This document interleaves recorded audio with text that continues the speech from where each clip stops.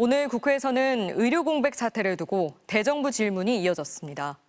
이른바 응급실 뺑뺑이를 돌다 피해를 입는 환자들이 많다는 지적에 한덕수 국무총리는 분명 어려움이 있다면서도 사망 사례가 잇따른다는 건 가짜 뉴스라며 역정을 냈는데요.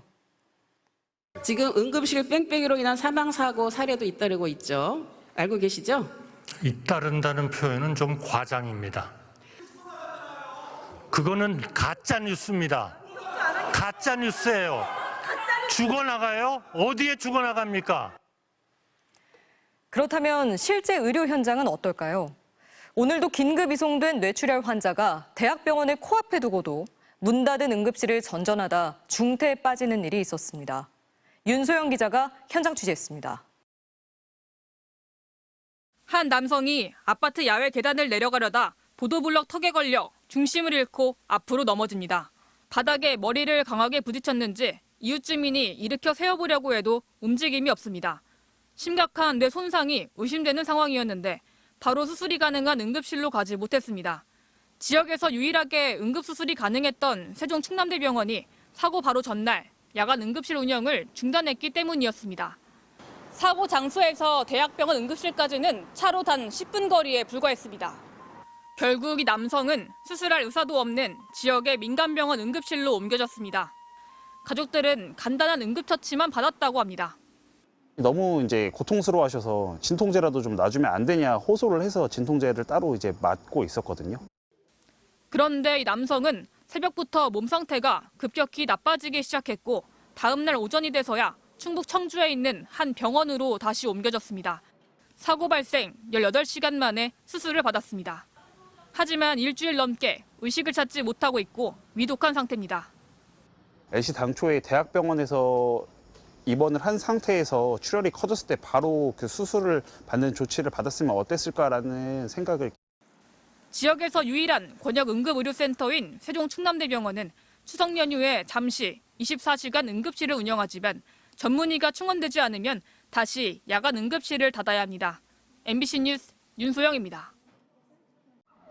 경련으로 위급한 상황에 빠진 2살짜리 여자아이가 수도권 서남부 지역 병원 11곳 등에서 이른바 응급실 뺑뺑이를 돌다가 적시에 진료를 받지 못해 의식불명에 빠진 일이 뒤늦게 알려졌습니다. 지난달 4일 밤 오후 8시 40분쯤 2살 A양은 고열과 함께 경련 증상을 보였고 어머니는 곧장 119를 불렀습니다. 10여 분 만에 응급차에 올랐지만 2살 아이가 겪는 고통에 어머니도 두 손으로 얼굴을 감싸쥐며 절규하는 모습이었습니다. 그러나 구급차는 바로 출발하지 못한 것으로 알려졌습니다. 갈 곳이 없었기 때문입니다.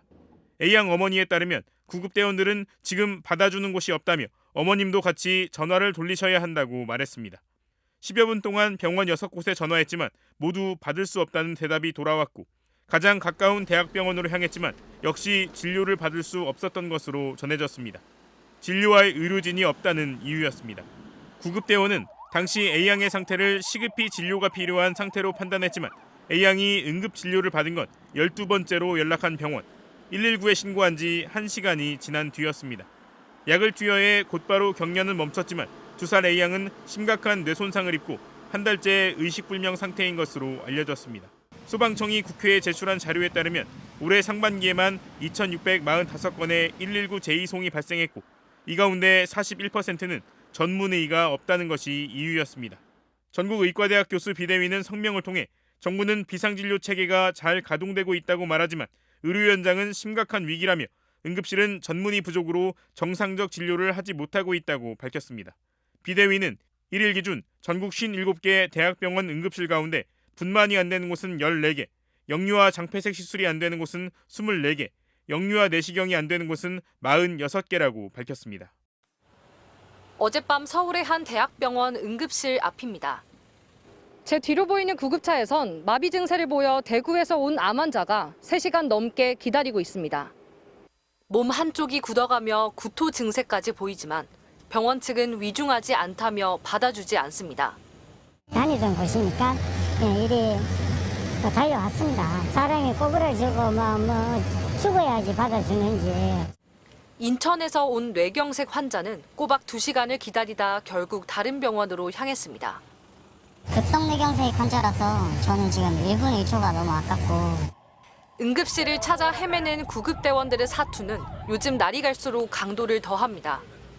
수원까지 다 알아봤는데 되지를 않아요. 한시가 급한 온열 질환자는 16km 거리의 타 지역으로, 심한 복통과 40도 고열에 시달리던 노인은 45km 떨어진 병원으로 옮겨졌습니다. 병상이 난다 한들 환자 볼 의사가 없을 때도 있습니다. 병원 다니는 환자라 좀 진료 문의 좀 드리려고요. 안 될 것 같아요. 응급실에 당직이가 없으셔가지고. 띄워놓지도 않고 전화를 하면 이제 거절을 해버려요. 현장에서 시간이 아주 많이 낭비가 되죠. 지금 2차 병원이 준비가 안 된 상태에서 계속 2차 병원을 가라고 하고. 육종암이 간으로 전이돼 항암 치료를 받던 63살 이윤순 씨. 지난달 5일 심한 복통을 호소하며 간신히 응급실 한 곳에 도착했지만 이틀 뒤 폐혈증으로 사망했습니다.